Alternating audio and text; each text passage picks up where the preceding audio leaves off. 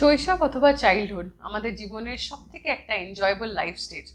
অনেক সময় এই এনজয়েবল লাইফ স্টেজটাও কিন্তু ভয় এবং বিভীষিকায় ভরে যায়। নমস্কার, আমি doctor Pubali Chowdhury, consultant neuropsychiatrist based in Kolkata.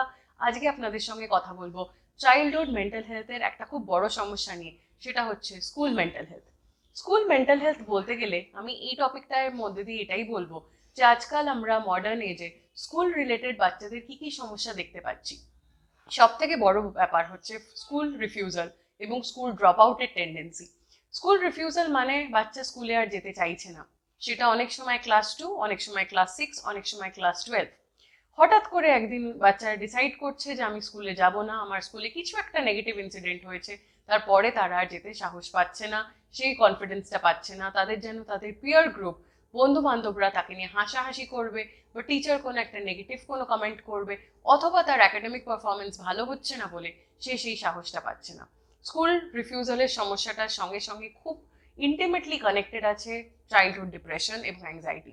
বাচ্চাদেরও মাইন্ড আছে, বাচ্চাদেরও ব্রেন আছে, এবং যতই আমরা ভাবি বাচ্চাদের কোনো স্ট্রেস নেই, বাচ্চাদের কিন্তু এখনকার এজে অনেক স্ট্রেস আছে। এত কটা সাবজেক্টের বোঝা, স্কুল ব্যাগটা কত ভারী, কত রকম জিনিস শিখতে হচ্ছে, প্রসেস করতে হচ্ছে, মনে রাখতে হচ্ছে, weekly test, every 2 monthly, every 3 monthly, অনেক বড় বড় এক্সামস, এবং এই বার্ডেনে বাচ্চারা কোথাও যেন তাদের চাইল্ডহুড এবং লার্নিং এর যে ন্যাচারাল ইননেট ইচ্ছে সেটা হারিয়ে ফেলছে। স্কুলটা যেন একটা বোঝা হয়ে যাচ্ছে, একটা প্রেশার হয়ে যাচ্ছে, এবং সেই থেকেই স্কুল রিফিউজাল টেন্ডেন্সিটা গ্রো করছে। মডার্নে যে বাচ্চারা এটাই বলছে যে আমি আমার এত কিছু জিনিস, পড়াশোনার প্রেশার সামলে উঠতে পারছি না। এবং এইটাই সব থেকে ইম্পর্টেন্ট, বাচ্চাদের ইন্ডিভিজুয়াল অ্যাটেনশন দেওয়া।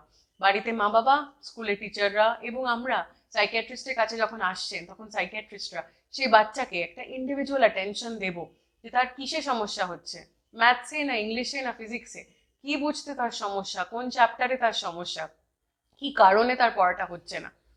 চাইল্ডহুড ডিপ্রেশনের অনেক কারণ। হয়তো বাড়িতে খুব ঝগড়া ঝামেলা হচ্ছে, হয়তো বাচ্চা যে সাবজেক্ট নিয়ে পড়তে চাইছে সে পড়তে পারছে না, হয়তো তার খেলাধুলো করতে যাওয়ার ইচ্ছে কিন্তু সে যেতে পারছে না, এবং লাইফ একঘেয়ে বা মনোটোনাস হয়ে গেছে, সেইটা নিয়ে একটা কমপ্লেন আছে। তো এই টাইপের সমস্যার মধ্যে দিয়ে অনেক সময় আমরা childhood depression, anxiety, sleep problem এবং নানা রকম জিনিস এরম অ্যাডিকশন দেখতে পাই। মডার্ন এজে বাচ্চাদের একাডেমিক পারফরমেন্সের সঙ্গে স্ক্রিন টাইমের খুব কানেকশন আমরা দেখতে পাচ্ছি। বাচ্চারা যেই পড়াশোনার বইটা ছেড়ে দিচ্ছে, যে স্কুল যেতে রিফিউজ করছে, ততই তাদের স্ক্রিন টাইমটা বেড়ে যাচ্ছে। দিনে 8 ঘন্টা, 10 ঘন্টা, 12 ঘন্টা স্ক্রিনে কাটাচ্ছে, ফোনে অথবা ল্যাপটপে। এটা এখনকার দিনের নিউ নর্মাল হয়ে গেছে।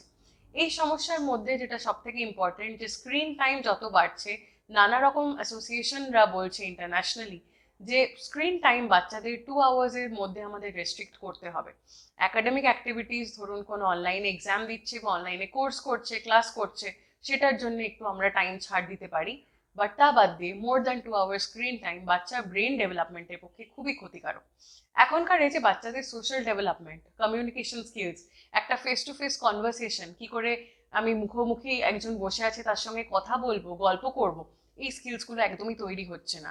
এটার সমস্যা তারা পরবর্তীকালে স্কুলে থেকে বেরিয়ে কলেজে এবং চাকরির ক্ষেত্রে দেখতে পাচ্ছে। কমিউনিকেশন স্কিলসটা ডেভেলপ না হলে আমরা দেখতে পাচ্ছি অনেকেই তাদের পোটেনশিয়াল চাকরির ক্ষেত্রে রিচ করতে পারছে না। খুব ইম্পর্টেন্ট এইটা বলাতে যে আমাদের এই স্কিলসগুলো কিন্তু আমরা শেখাতে পারি। তো বাচ্চাকে স্ক্রিন ফ্রি টাইম দিন, যতটা সম্ভব স্ক্রিন থেকে দূরে রেখে।